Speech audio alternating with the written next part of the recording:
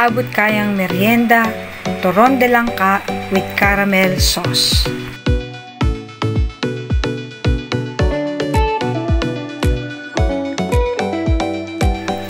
Ibusa ang sesame seed sa kawaling walang mantika hanggang maging golden brown.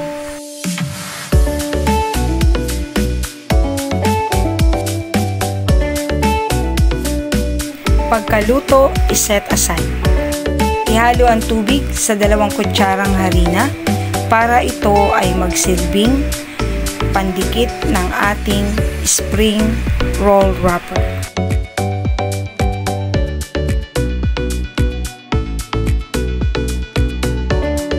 Ihanda ang saging, balatan ang saba. Pagkatapos, hatiin ng lengthwise o hatiin sa 4 ang isang piraso ng saba. Sunod na ihanda ang langka.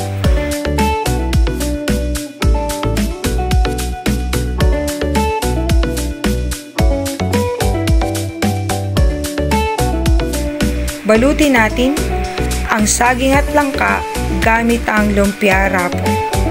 Siguraduhin budburan ng kaunting-kaunting pulang asukal ang wrapper bago ipatong ang saging at ang langka. Pagkatapos, selyuhan ito ng ating paste na pinaghalong harina at tubig upang hindi tumapon ang langka at ang saging pag ipinirito sa mantika. Patuloy na ulitin ang proseso hanggang sa mabalot lahat ng saging na ating inihanda.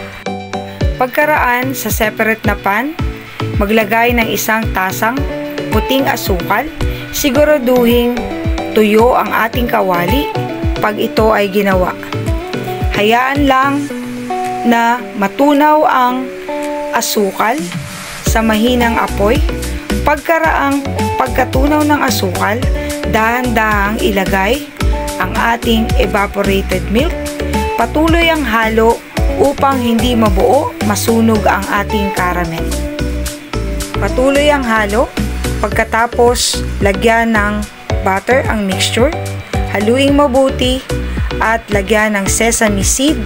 Pagkayari, patayin ang apoy at iset aside. Sa katamtamang init ng mantika, pirituhin ang ating maliit na turon hanggang sa maging golden brown.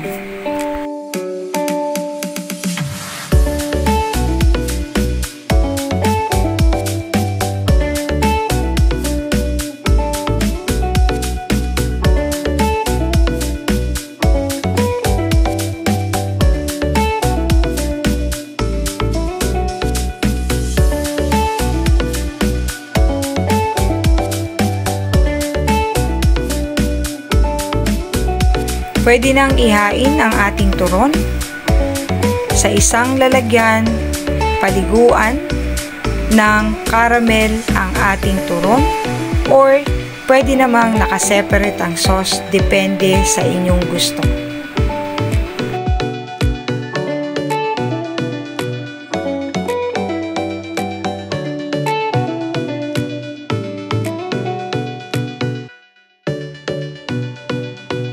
Salin ang caramel sauce sa isang garapon at pwede itong itabi at gamiting palaman sa tinapay.